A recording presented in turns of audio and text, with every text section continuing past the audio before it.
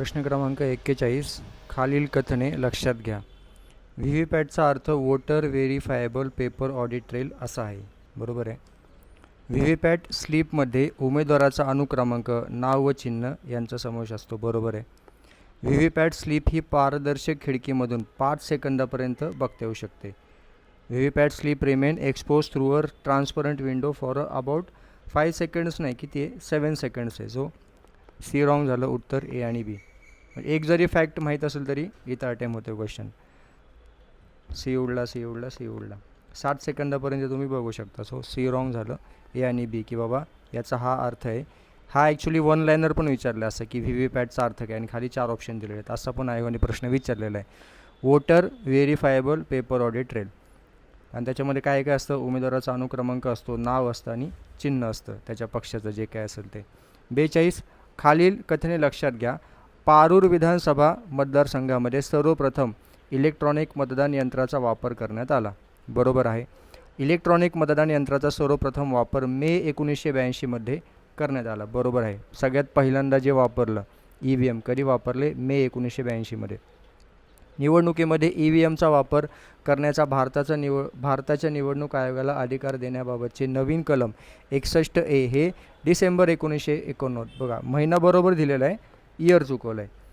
कधी आहे तर डिसेंबर 1988 लोकप्रतिनिधित्व कायदा 1951 जोडण्यात आलेले आहे.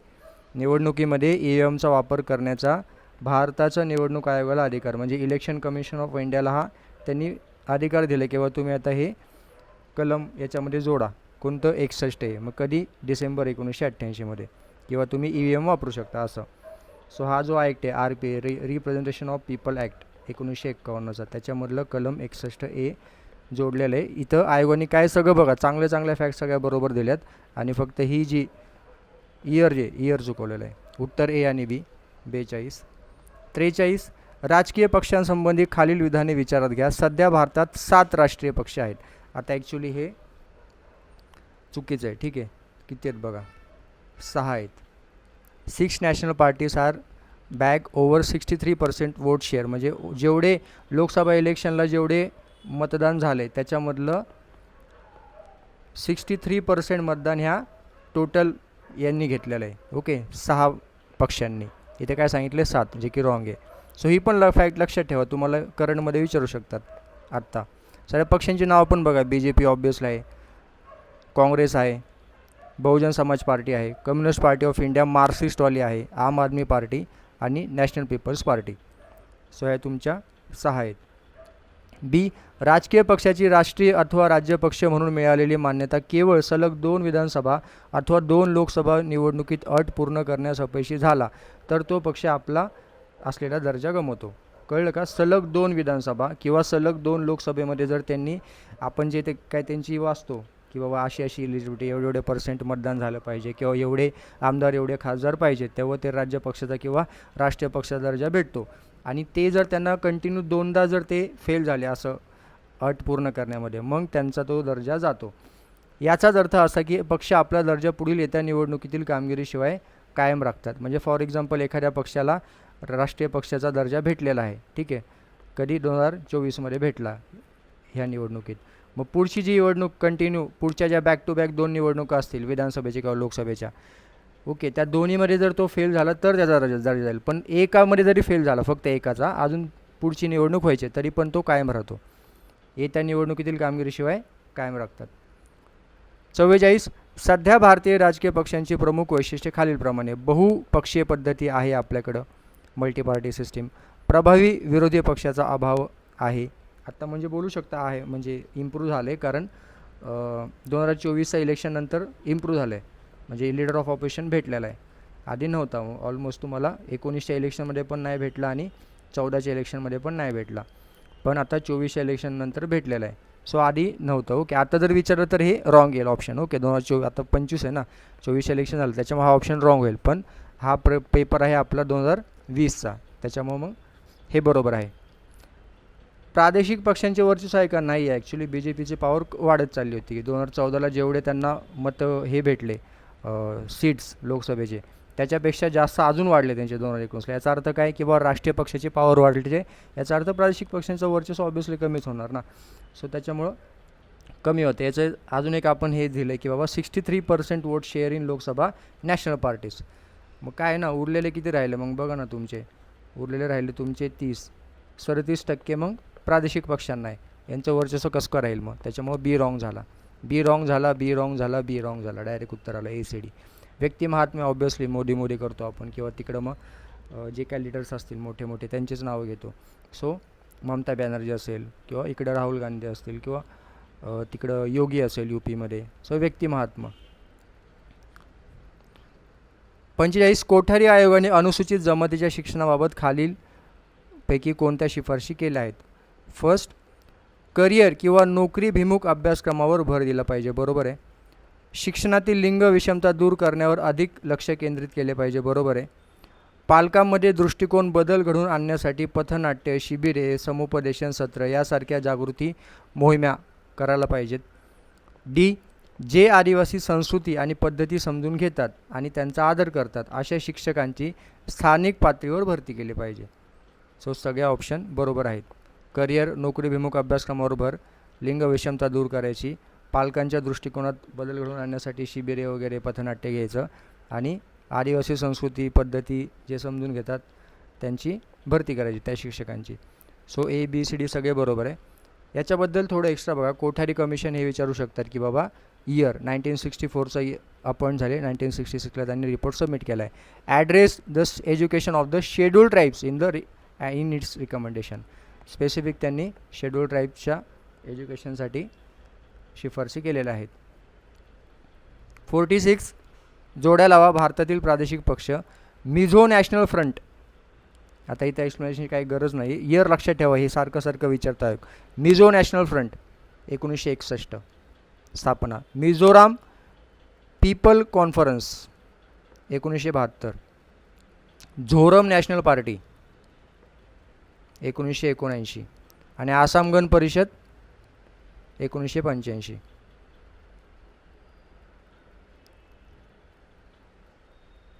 सत्तेचाळीस, खालील कथने लक्षात घ्या. भारतामध्ये फेक न्यूजचा एक स्रोत व्हॉट्सअप आहे. बरोबर आहे. WhatsApp university. B, reverse Google image search हे फेक फोटोशॉप प्रतिमा शोधण्यासाठी वापरतात. फेक न्यूज खूप चाललं होतं. इंडिया पाकिस्तानच्या वॉरच्या वेळी काय चाललं होतं आपलं, अजून एक डिसइन्फॉर्मेशन वॉर ज्याला म्हणतात, की ते म्हटले आम्ही राफेल पाडले वगैरे. तर त्यांना विचारलं की कसं माहीत, तर त्यांचा डिफेन्स सेक्रेटरी म्हणला की it's all over social media. Social मीडियाचं बघून तो सांगत होता की बाबा आम्ही राफेल पाडले. सो फेक फोटोशॉप करूनच त्यांनी दाखवलं त्या इमेजेस. किंवा मग ते व्हिडिओ गेमचं त्यांनी त्या आर्मीच्या प्रेस कॉन्फरन्समध्ये त्यांनी व्हिडिओ गेमचाही व्हिडिओ दाखवला विमान वगैरे पाडताना. ओके. सो असलं रिव्हर्स गुगल इमेज सर्च हे फेक फोटोशॉप प्रतिमा शोधण्यासाठी वापरतात. सी, BBC.newspoint.com या नावाने BBC.comची फेक न्यूज वेबसाईट तयार करण्यात आलेली आहे. आता हे रॉंग आहे. हे काय ॲक्च्युली BBC.newspoint.com येते. इथं काय केलं बघा त्यांनी, फक्त हा टिंब जो आहे का एक्स्ट्रा दिला आहे, बाकी सगळं बरोबर आहे. कळते का? हा फक्त टिंब दिला आहे इथं त्यांनी. हा टिंब काढायला म्हणजे तुम्हाला टिंब माहीत पाहिजे होता याच्यातला. BBC.newspoint.com आहे इथं, BBC डॉट नाही येणार. आणि ठीक आहे. तो सी रॉंग झाला. कोविड-19च्या काळातसुद्धा फेक न्यूजचा प्रसार करण्यात आला होता. सो ABD बरोबर आहे, सी रॉंग आहे. 48 खालीलपैकी कोणते संस्थात्मक दबाव गटाचे उदाहरण आहे? Which of the following is the example of institutional pressure group? Institutional. आता हे उल्फा हे काय ॲनॉमिक ग्रुप आहे, म्हणजे एकदम असे व्हायलंट टाईप ग्रुप असतात बघा. आता हेच आहेत ना, म्हणजे डायरेक्ट म्हणजे नक्सलाईट टाईप असतात ते उल्फा. विद्यार्थी संघ असोसिएशनल ग्रुप. सिंडिकेट हा नॉन असोसिएशन ग्रुप आहे. आणि हा काँग्रेस वर्किंग कमिटी जो आहे तो काय तुमचा इन्स्टिट्यूशनल प्रेशर ग्रुप आहे. एक्झाम्पल दिले ते, एक्झाम्पल्स येते सगळे. 49 पूर्व शालेय शिक्षण आणि नावनोंदणी सुविधा सर्व शिक्षा अभियानाच्या या उद्देशाची अंमलबजावणी कोणते मंत्रालय करते? सर्व शिक्षा अभियान कोण आहे तर महिला व बाल विकास मंत्रालय. पूर्व शालेय आणि नावनोंदणी, बाल विकास कळलं का, म्हणजे लहान मुलं. पूर्व शालेय चाललं आहे आपलं, शालेय नाही चाललं. शालेय असतं तर मग तुमचं हे आलं असतं एज्युकेशन मिनिस्ट्री किंवा ministry of human resource development, ज्याचं नाव नंतर बदलून झालेलं आहे एज्युकेशन मिनिस्ट्री. सो हे आलं असतं. पण इथं पूर्व शालेय आहे. पूर्व शालेय म्हणजे काय झालं तर एकदम लहान मुलं, मग बालविकास. 50. हिंदीचा राष्ट्रभाषा म्हणून अनिवार्य वापर, आर्य राष्ट्राची स्थापना, सर्वांना सैनिकी शिक्षण, मोठ्या उद्योगाचे राष्ट्रीयकरण ही विचारधारा कोणत्या राजकीय पक्षाची आहे? आता हे सगळेच रॉंग आहे त्याच्यामध्ये, कारण हे सगळे एकाच पक्षाचं नाही आहे. हिंदीची राष्ट्रभाषा तुम्ही BJPचं बोलू शकता किंवा आर्य राष्ट्रीय स्थापना हे आर्य समाजाचं बोलू शकता. सो वेगवेगळे आहे ते, त्याच्यामुळे वरीलपैकी नाही उत्तर याचं. 51. भारतीय निर्वाचन आयोगाबाबत खालीलपैकी कोणते विधान चुकीचे आहे? ज्या पद्धतीने सर्वोच्च न्यायालयाच्या न्यायाधीशाला पदावरून दूर केले जाते त्याच पद्धतीने मुख्य निवडणूक आयुक्तांना पदावरून दूर केले जाऊ शकते. त्यासाठी लोकसभा आणि राज्यसभा या संस्थेच्या सभागृहांनी 2/3 2/3 बहुमताने ठराव मंजूर करावा लागतो. बरोबर आहे. जसं तुम्ही याला काढता सर्वोच्च न्यायाधीशाला, तसंच मुख्य निवडणूक आयुक्तांना तुम्हाला काढावं लागतं. ए बरोबर आहे. बी म्हणजे सेकंड ऑप्शन, अन्य निवडणूक आयुक्तांना राष्ट्रपती मुख्य निवडणूक आयुक्तांच्या शिफारशीवरून पदावरून दूर करतो. हे पण बरोबर आहे.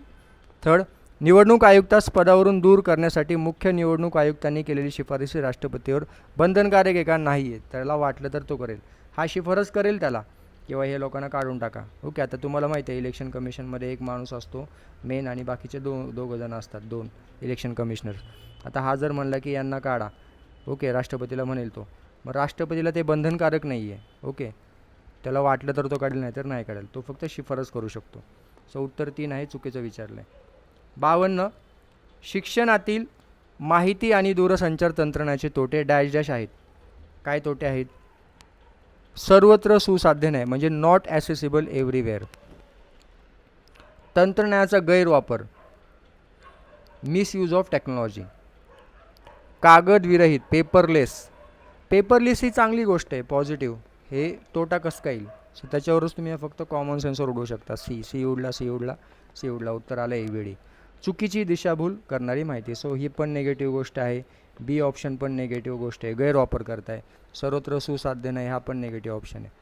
सो हातातले मार्क, इकडे काही जास्त डोकं लावण्यासारखं नाही आहे. 53. दबाव गटासंबंधी खालील विधाने विचारात घ्या. ते सरकार आणि त्यांचे म्हणजे गटाचे सदस्य यांच्यातील दुवा म्हणून कार्य करतात. बरोबर आहे. They act as a liaison between the government and its members. B, ते सरकारच्या धोरण ठरवण्यावर, धोरणकर्त्यावर आणि धोरणाच्या अंमलबजावणीवर प्रभाव टाकतात, इन्फ्लुएन्स करतात. ते बरोबर आहे. They influence the policy making, policy makers and policy implementation in the government. So A आणि बी करेक्ट आहे. सी, ते जनमतावर प्रभाव पाडण्याचा प्रयत्न करीत नाहीत. प्रभाव पाडतात नाही तर वाचलं आपण, अंमलबजावणीवर प्रभाव पाडतात धोरणाचे, म्हणजेच काय, जनमतावर पण प्रभाव पाडतातच. ते इन्फ्लुएन्स करण्यासाठीच येते, अजून कायसाठी. सो जनमतावर प्रभाव पाडतात. सी उडला. 2 उडले. आता डी ऑप्शन, ते निवडणुका लढतात आणि राजकीय सत्ता हस्तगत करण्याचा प्रयत्न करतात. ते निवडणुका पण लढत नाहीत आणि राजकीय सत्ता पण त्यांना नको पाहिजे. ओके. राजकीय मग ते पॉलिटिक्स झालं ना, पार्टी वगैरे झाले, तसं नाही आहे त्यांचा संबंध. सो ते दबाव गट आहेत, निवडणुका लढत नाहीत, तसेच राजकीय सत्ता हस्तगत करण्याचा प्रयत्न करत नाहीत.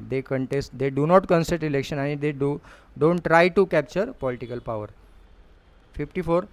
पहिल्या प्रेस आयोगाच्या शिफारशी काय आहेत? तर प्रेस काउन्सिलची निर्मिती करा, फॉर्मेशन ऑफ प्रेस काउन्सिल, आचारसंहिता म्हणजेच नैतिक संहितेची निर्मिती करा, formation of code of ethics, पत्रकारांना किमान मूळ वेतन, minimum basic wages for working journalist, press लोकपालची नियुक्ती. आता हे सांगितलं आहे का? असं काही सांगितलंच नाही. आणि अजून एक गोष्ट की बाबा भारतात प्रेस लोकपाल पण नाही आहेत. सो त्याच्यामुळं तुमचा काय, डी उडला.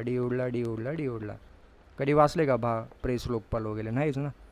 तो कॉमन सेन्सवर पण तुम्ही अटेम्प्ट करू शकता, किंवा कधी वाचलंच नाही प्रेस लोकपाल वगैरे काय असं असतं का कन्सेप्ट, त्याच्यामुळे डी उडला. 55. यशपाल समितीने 1993 सादर केलेल्या अहवालाचे शीर्षक कोणते? Learning without border. ओके, हे यशपाल आहेत. लर्निंग विदाउट बॉर्डर नाही, बर्डन. 56. राष्ट्रीय शैक्षणिक धोरणाच्या 2019 मसुद्यासाठी स्थापित समितीच्या अध्यक्षस्थानी कोण होतं? कस्तुरी रंगन. हे आत्ता वारले माहिती आहे का तुम्हाला? आत्ताच आय थिंक 10-12 दिवसापूर्वी न्यूज आली त्यांची, मी टाकलं पण होतं ग्रुपवर. हे वारलेत, कस्तुरी रंगन. 57.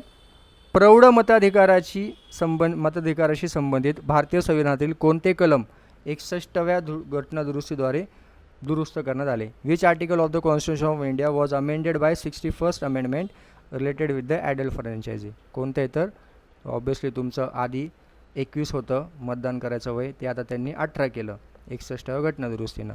सो ही कधीची आहे? 1988ची घटनादुरुस्ती आहे. 18 केलं लक्षात ठेवू शकता. 18चा 8 आणि हा 1988चे 8 असं लक्षात ठेवू शकता. 58 राष्ट्रीय माध्यमिक शिक्षा अभियानाच्या गुणवत्ता हस्तक्षेपाच्या बाबी कोणत्या आहेत? What are the quality interventions of Rashtriya Madhyamik Shiksha Abhiyan? Quality interventions. A. विज्ञान, गणित व इंग्रजी शिक्षणावर लक्ष केंद्रित करणे. अध्ययन सुधारणा म्हणजेच टीचिंग लर्निंग रिफॉर्म्स, म्हणजे शिकवण्यामध्ये पण आणि शिकण्यामध्ये पण रिफॉर्म्स आणायचे. सी. शाळेमध्ये महिला शिक्षकांचे आधिक्य आहे का? असं काय सांगितलंच नाही आहे. सो सी उडला. ICT आधारित, हे तर असणारच, ICT टेक्नॉलॉजी. सो ABD उत्तर आहे. हे बघा क्वालिटी इंटरव्हेन्शन्स काय आहेत? Appointment of additional teachers to reduce 30 to 1, म्हणजे 30 मुलांमागे एक टीचर असायला पाहिजे. Focus on science, math, English education, जे आपल्याला पहिल्या ऑप्शनमध्ये विचारलं होतं. In service training of teachers, science laboratories, ICT enabled education, curriculum reforms, teaching learning reforms. So दोन्ही प्रकारचे रिफॉर्म्स आहेत. महिलाचं वगैरे असं काय तरतूद नाही आहे, लक्षात ठेवा. 59 वंचित घटकाच्या नाव नोंदणी आणि शिक्षणाच्या गुणवत्तेत वृद्धी करण्यासाठी कोणत्या योजना शासनाने राबवल्या आहेत? Which scheme were implemented by government for enhancing the enrollment and quality of education of disadvantaged sections? जिल्हा प्राथमिक शिक्षण कार्यक्रम, सर्व शिक्षा अभियान, राष्ट्रीय माध्यमिक शिक्षा अभियान. आता तुम्ही ABC घ्याल आणि लोकजुंबेश माहीत नाही काय तर उडवू शकतात. सो लोकजुंबेश आहे. लोकजुंबेश काय आहे? Lok Jumbish project launch in 1992 was a people's movement for education for all. Okay, सगळ्यांसाठी शिक्षण. एम्ड ॲट युनिव्हर्सलायझिंग म्हणजे सार्वत्रिकीकरण, प्रायमरी एज्युकेशन प्राथमिक शिक्षणाचं सार्वत्रिकीकरण. कुठं तर राजस्थानमध्ये ही मुवमेंट आली होती, लोकजुंबेश. सो हे सगळे ऑप्शन बरोबर आहेत. 60 राष्ट्रीय शिक्षण धोरण 1968च्या शिफारसी काय आहेत? सर्व 14 वर्षापर्यंतच्या मुलामुलींना मोफत व सक्तीचे शिक्षण उपलब्ध करून देणे, बरोबर आहे. राज्य सरकारांनी शाळा पातळीवर त्रिभाषा सूत्राचा वापर करावा, जसं तुम्हाला शाळेत होतं इंग्लिश, मराठी, हिंदी, 3 भाषा होत्या. सो बी पण बरोबर आहे. सामाजिक संक्रमणाला चालना देण्यासाठी मुलींच्या शिक्षणावर भर द्यावा, बरोबर आहे. अंशकालीन शिक्षण व अंशकालीन अभ्यासक्रमांना समान दर्जा देणे, म्हणजेच काय part time education, corresponding courses यांना सेम स्टेटस द्यायचं. सो बरोबर आहे. आणि ई ऑप्शन राष्ट्रीय मूल्यांकन आणि अधिमान्यता परिषदेची स्थापना, म्हणजेच काय to establish national assessment accreditation council, ज्याला आपण म्हणतो नाक. सो आहे का ते? नाही, रॉंग आहे. हे बघा, establishment of NAAC was recommended by national policy on education 1986 and the programme of action 1992. ह्या लोकांनी रिकमेंड केलेलं आहे. हे 1968च्या धोरणाचा काय संबंध नाही. ओके, हे पार 1986-92मध्ये हे केलेलं आहे, शिफारस केलेली आहे. तो ई उडला. 61 2019च्या, हा तर तुम्हाला पाठच आहे. 2019च्या राष्ट्रीय शैक्षणिक धोरणाच्या मसुद्यानुसार शालेय शिक्षणाचा कोणता आराखडा सुचवण्यात आला? 5+3+3+4, 5-3-3-4. काय आहे ते बघा. 5 म्हणजे काय तर 3 ते 8 वर्ष. अंगणवाडी, पूर्व प्राथमिक आणि 1-2 वर्ग यांचा समावेश आहे, जिथे मुलांना खेळ आणि अनुभवांवर आधारित शिक्षण दिले जाते. पुढचं 3 काय आहे तर 8 ते 11 वर्ष. हे पण विचारू शकतात तुम्हाला, इयर पण विचारू शकतात नेक्स्ट टाईम. प्राथमिक शिक्षण, जिथे मुलांना मूलभूत साक्षरता आणि संख्याज्ञान शिकवले जाते. मग पुढचं 3 काय 11 ते 14 वर्ष. माध्यमिक शिक्षण, जिथे मुलांना विविध विषयांचे ज्ञान मिळते. आणि पुढचं जे आहे 4 म्हणजे 14 ते 18 वर्ष, तिथं उच्च माध्यमिक शिक्षण, जिथे विद्यार्थी आपल्या आवडीच्या विषयांवर अधिक लक्ष केंद्रित करू शकतात. म्हणजे उच्च माध्यमिक शिक्षण 4 वर्ष, माध्यमिक शिक्षण 3 वर्ष, प्राथमिक शिक्षण 3 वर्ष आणि अंगणवाडी, पूर्व प्राथमिक हे 5 वर्ष. सो बघा, कन्फ्यूज होऊ नका, ठीक आहे. सगळ्यात जास्त वेटेज दिले तुमच्या सगळ्यात म्हणजे लहानपणीच्या शिक्षणाला मध्ये 3-3 आहे आणि मग सगळ्यात फायनलचे जे त्याला 4 आहे, म्हणजे 5-4-3 असं. 62 भारतामध्ये प्रसारित होणाऱ्या TV चॅनल्सचे TRP बघतो ना आपण, TRPसाठी काही पण करतात. आता हे इंडिया पाकिस्तान वॉरच्या वेळी नाही का, ते म्हणले की भारतीय सेना याच्यामध्ये घुसली, कुठं लाहोरमध्ये घुसली, कराचीमध्ये घुसली, TRPसाठी काही करत होते ते. सो TRP मोजण्याचं काम कोण करतं? Broadcast audience research authority, wrong. Broadcast audience research authority press council of India नाही, telecom regulatory broadcast authority of India नाही, काय तर broadcast audience research council, TRP म्हणजेच काय, television rating point. So audience शब्द लक्षात ठेवा, audience research council, broadcast audience research council, council आहे council, broadcast audience research council. BARC पण लक्षात ठेवू शकता, BARC लक्षात ठेवला पण सोपं आहे. 63 राज्य पक्ष म्हणजे स्टेट पार्टी म्हणून मान्यता मिळवण्यासाठी खालीलपैकी कोणताही एक निकष पूर्ण केला पाहिजे. ए, संबंधित राज्यात मागील विधानसभेच्या निवडणुकीत 2 जागा शिवाय 6% मते. बरोबर आहे. संबंधित राज्यात मागील लोकसभेच्या निवडणुकीत 1 जागा आणि शिवाय 6% मते. बरोबर आहे. संबंधित राज्यात विधानसभेच्या एकूण जागांपैकी 3% जागा अथवा 3 जागा यापैकी जे अधिक असेल ते. बरोबर आहे. संबंधित राज्यात गेल्या लोकसभा अथवा विधानसभेच्या सार्वत्रिक निवडणुकीत 6% मते का नाही तर किती आहे, 8% मतं पाहिजे. लोकसभा अथवा विधानसभेत 8%. सो डी ऑप्शन रॉंग झाला, चुकीचं विचारलेलं आहे डी उत्तर. हे बघा, how is a party status decided. A party needs to fulfil any of the following conditions to get national or state party. So national पार्टीचं हे आहे की बाबा त्यांना 6% मतं पडायला पाहिजेत. कुठं, 4 किंवा त्यापेक्षा जास्त राज्यामध्ये. कशामध्ये तर लोकसभा किंवा विधानसभा निवडणुकीत. आणि अजून काय पाहिजे तर कमीत कमी 4 लोक त्यांचे लोकसभेत पाहिजेत. ठीक आहे.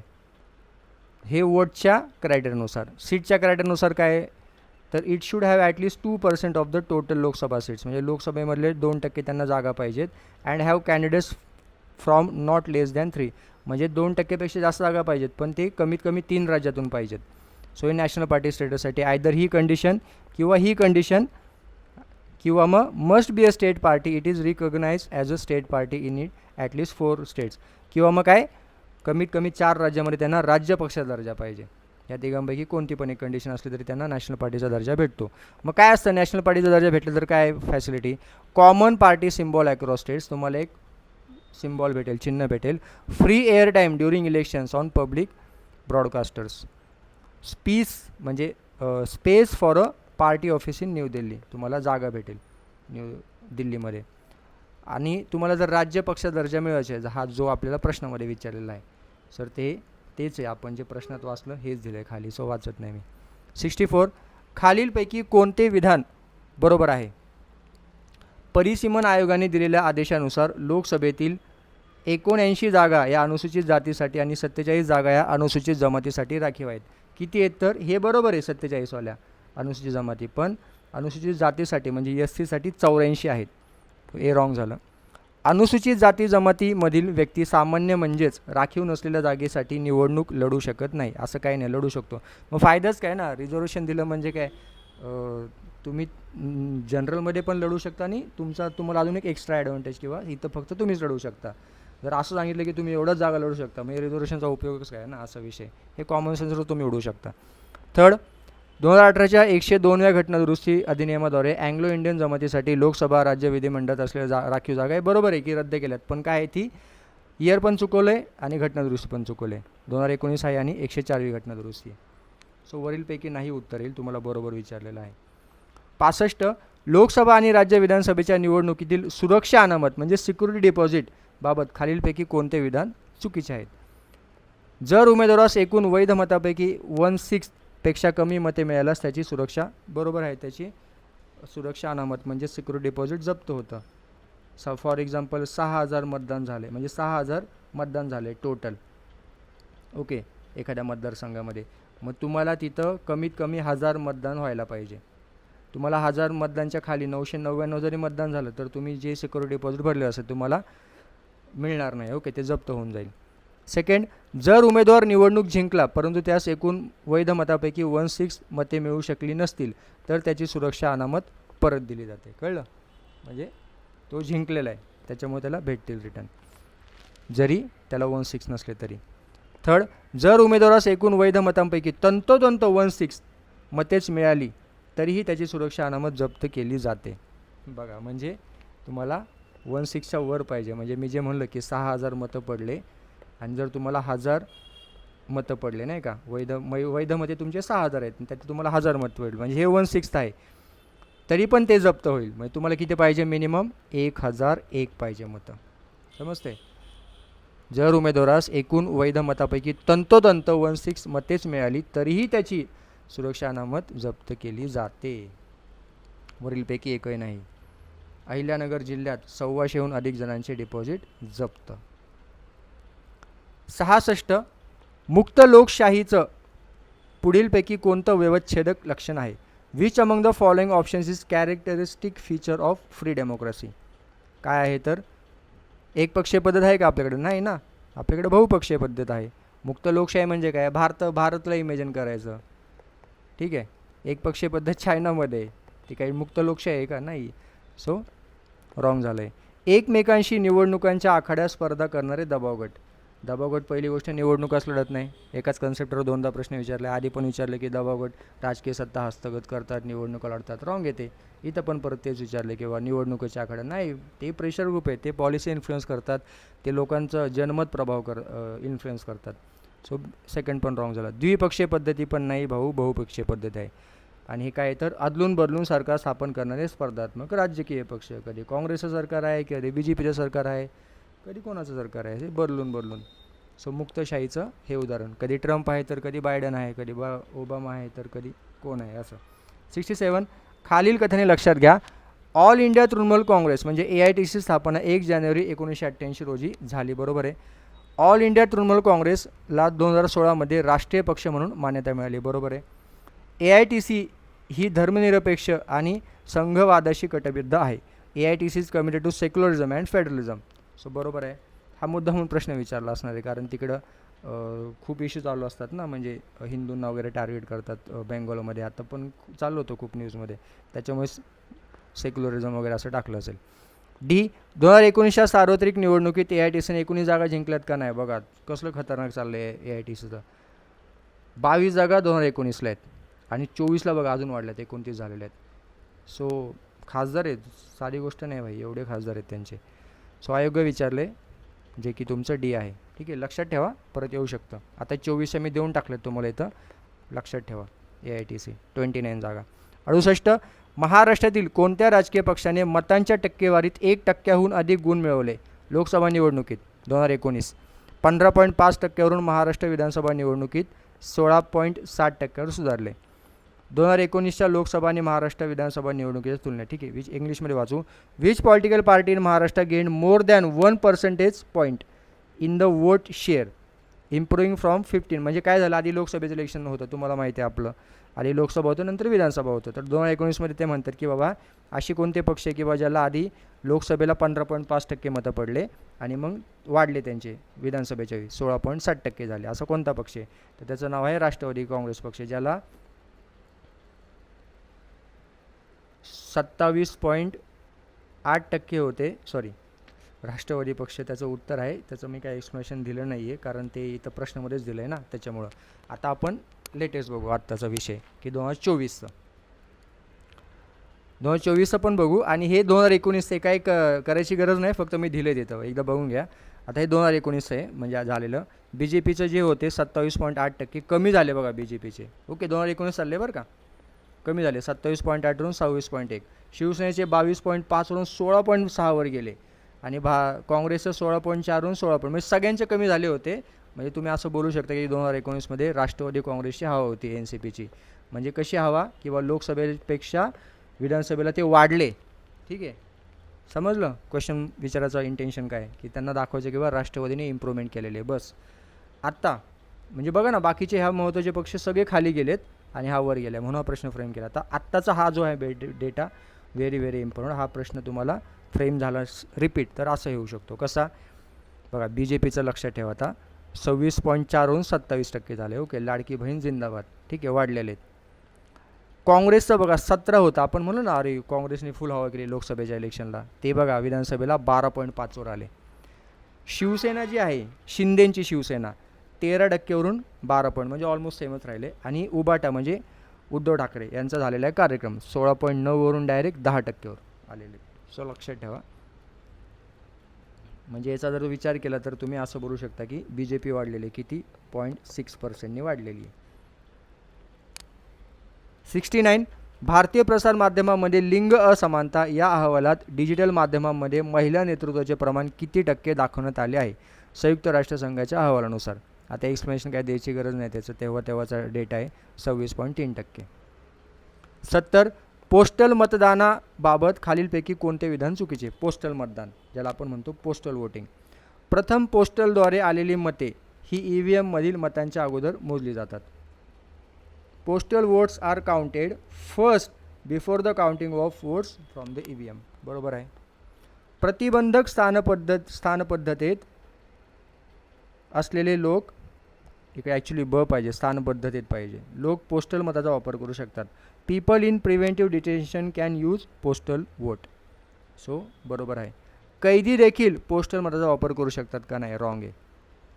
हे बघा सेक्शन 62(5) कशाचं, लोकप्रतिनिधी कायदा, रिप्रेझेंटेशन ऑफ पीपल ॲक्ट जो आहे त्याच्यामधलं जे कलम 62(5) आहे ते काय सांगतं, mandates that no person shall vote at any election if she is confined in a prison, which means those who are outside prison can vote in election. Okay, जर तुम्ही तुरुंगात आहे तर तुम्ही वोट करू शकत नाही अजिबात. ठीक आहे, जर बाहेर असेल तर करू शकता. 71 खालील विधाने विचारात घ्या. सर्वात पहिले राष्ट्रीय कृषी धोरण 2000 मध्ये घोषित करण्यात आले. बरोबर आहे का? बरोबर आहे. सरकारने 2006 मध्ये डॉक्टर MS स्वामीनाथन यांच्या अध्यक्षतेखाली राष्ट्रीय शेतकरी आयोग स्थापन केला. कधी केला आहे? नोव्हेंबर 2004. नोव्हेंबर 2004ला स्थापन केलं आहे. स्वामीनाथन आता वारलेले आहेत बघा. आपल्याला राज्यसभा पूर्वला प्रश्न विचारला होता स्वामीनाथनबद्दल भरपूर डिटेल. सो 2004 मध्ये शेतकरी आयोग स्थापन केलेला आहे. इथं चुकवलं आयोगाने. सी स्वामीनाथन आयोगाने केलेल्या शिफारशीनुसार शेतकऱ्यांसाठी राष्ट्रीय धोरण 2007 ठरवण्यात आले. बरोबर आहे. डी या धोरणाच्या प्रयोजनाकरता शेतकरी म्हणजे जी व्यक्ती पिके घेण्यात आणि इतर प्राथमिक कृषी जिन्नसांच्या उत्पादनामध्ये सक्रियतेने गुंतलेली असते ती होय. सो डी पण बरोबर आहे. ACD उत्तर आहे. थांबू आपण.